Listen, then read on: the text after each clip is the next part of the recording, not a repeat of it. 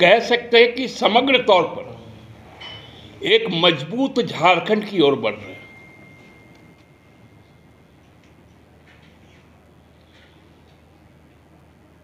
पहले केवल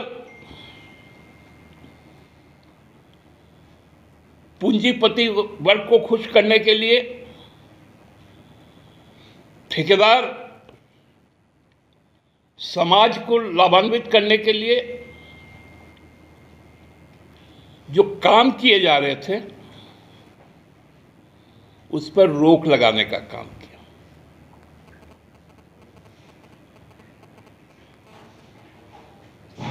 यह बजट ऐसे दौर में आया है जब देश गंभीर आर्थिक चुनौतियों का सामना कर रहा है।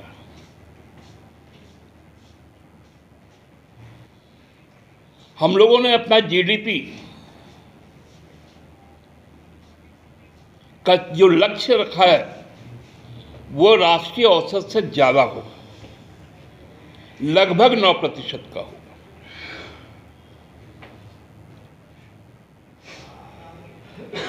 बड़े बड़े पूंजीपतियों को बैंक का कर्ज देना और उस पर कोई संज्ञान ना देना,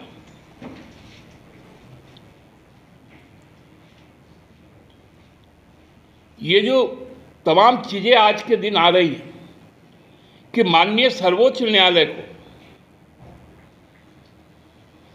बाध्य होकर संपूर्ण आर्थिक स्थिति की समीक्षा के लिए जांच कमेटी बनानी पड़ी।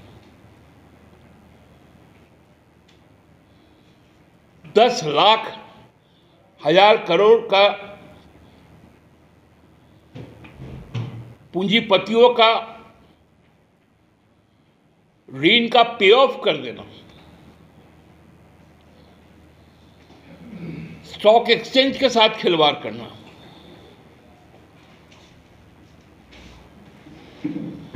सेबी का चुप रहना, रिजर्व बैंक ऑफ इंडिया का चुप रहना, ये माननीय उच्चतम न्यायालय ने गंभीरता से लिया है। और वैसे परिस्थिति में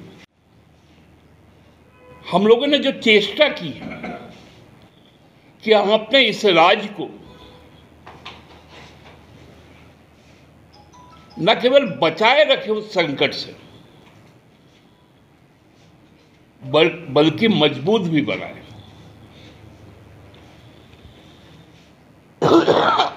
इसलिए पार्टी की ओर से मैं हमारे राज्य के दूरदृष्टि संपन्न जो मुख्यमंत्री हैं,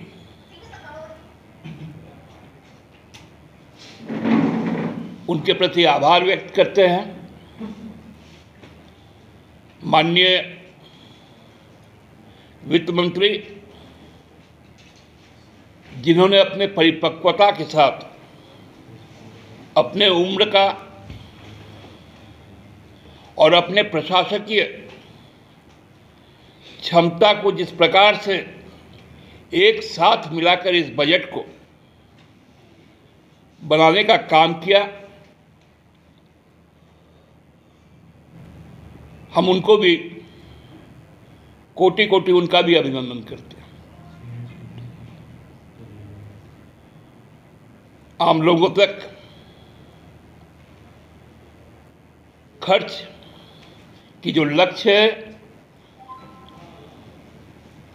वह अधिकारीगण और एजेंसियां ईमानदारी से करें, इसकी अपेक्षा हम करते हैं। आप सबको भी बहुत बहुत आगामी वित्तीय वर्ष के लिए शुभकामना। अगला सप्ताह आप सबों के बीच में रंग और गुलाल का होगा। जीवन के जो 7 रंग हैं वो सभी रंग आपके जीवन को खुशहाल बनाए। इस बजट में भी ऐसे ही परिकल्पना की गई है और मैं भी आप लोगों को बहुत बहुत शुभकामना देता हूं होली के पूर्व। आज इतना ही कहना था।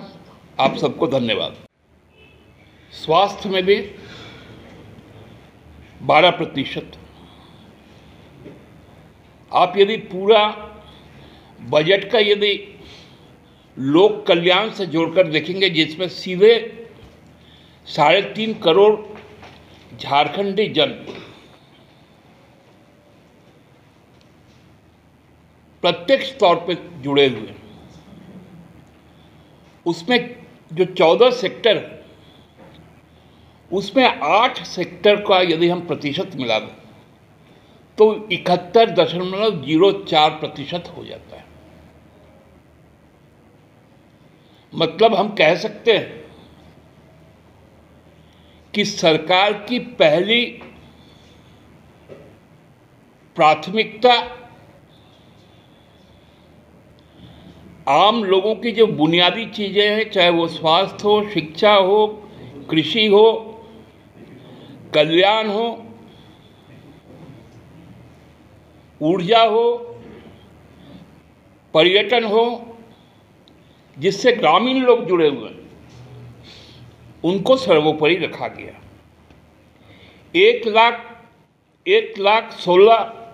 1 करोड़ नहीं, हाँ, 1,16,418 करोड़ रुपए का यदि हम जो 71% है वो लगभग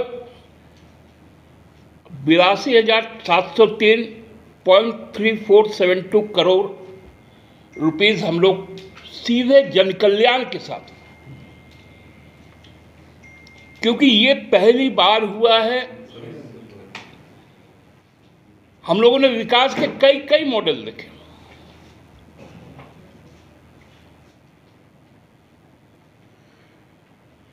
केवल और केवल ठेकेदारी के लिए बड़े से बड़े भवनों का निर्माण,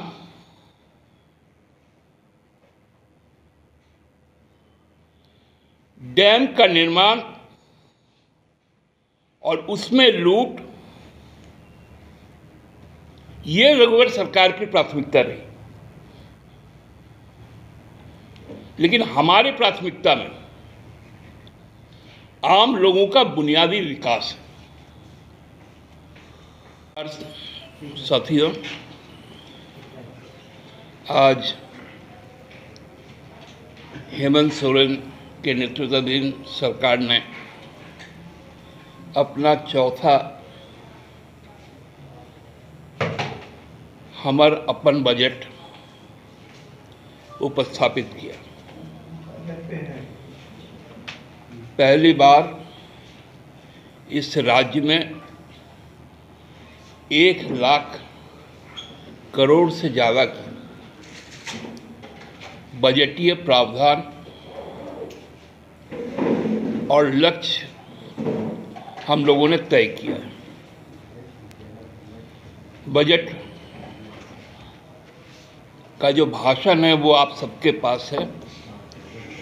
मैं इसमें बहुत डिटेल में नहीं जाना चाहूँगा क्योंकि आपके पास में हर तरह से सूचनाएं उपलब्ध हैं।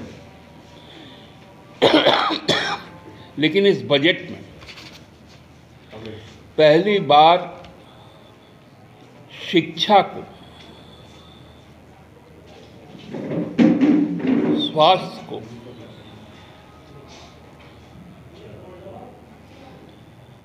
और ग्रामीण विकास को, किसानी को एक खास लक्ष्य के साथ सामने लाया गया। जो बजट आज तक 2000 हमको 17 का याद है, जब स्वास्थ्य में, शिक्षा में सबसे ज़्यादा प्रतिशत रघुवर सरकार ने जो रखा था वो लगभग 6% का था, क्योंकि उनके लिए प्राथमिकता स्कूलों को बंद करना था।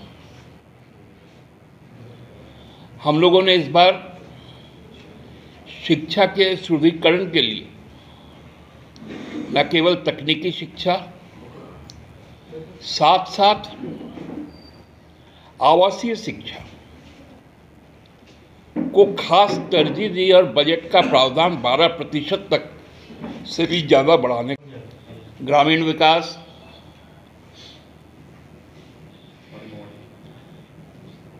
पेयजल, कृषि और सर्वोपरि सर्वजन पेंशन और ओल्ड पेंशन स्कीम का लागू।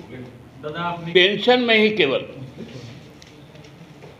7.5% से ज़्यादा राशि अलॉट किया गया। चलिए हो गया, कितना लग रहा है कि हाँ ये सही है? देखिए, सरकार ने बहुत सोच समझ करके चीज़ों को आगे बढ़ाया है और जो पार्टी की भावना है उस भावना के अनुरूप है। हम इस नियोजन नीति का न केवल समर्थन करते हैं बल्कि आशा करते हैं कि इस नियोजन नीति के तहत इस वर्ष हम ज़्यादा से ज़्यादा लोगों तक सरकारी नियोजन, सरकारी रोजगार के साधन उपलब्ध करवा पाए। दादा, आप तो ऐसे कह रहे हैं कि पार्टी इसके पक्ष में है, तो फिर 32 के मुद्दे से पलायन कर गई पार्टी। 32 हमारी पहचान है। अच्छा, वो नियोजन का आधार नहीं होगा। 32 हमारी पहचान है, खतियान हमारा पहचान है, उस पर हम कहीं भर भी पीछे नहीं। लेकिन ये तो ओपन टू ऑल हो गया ना, आप तो इसी के खिलाफ थे। हम कभी भी रोजगार के खिलाफ, नौकरी के खिलाफ नहीं थे। कुछ लोग रोड़ा अटका रहे थे और आप देखे होंगे, हम लोगों ने जब 14 महीने की सरकार बनाई थी तो उस अल्पकाल में ही हजारों लोगों की नियुक्ति हुई थी, चाहे स्वास्थ्य में हो चाहे अन्य सेक्टरों में हो। दादा, आपको नहीं लग रहा है कि लीगली राइट होने के चक्कर में आपके कार्यकारी अध्यक्ष पूरा पॉलिटिकली रॉन्ग हो गए? मेरे कार्यकारी अध्यक्ष परिपक्व हैं, लोगों की आकांक्षा को न केवल समझते हैं बल्कि उसमें जीते हैं। इसलिए ये हमारा कहीं से भी इसका दुष्प्रभाव जिसकी कल्पना आप लोग कर रहे हैं वो नहीं होने वाला। और दादा, एक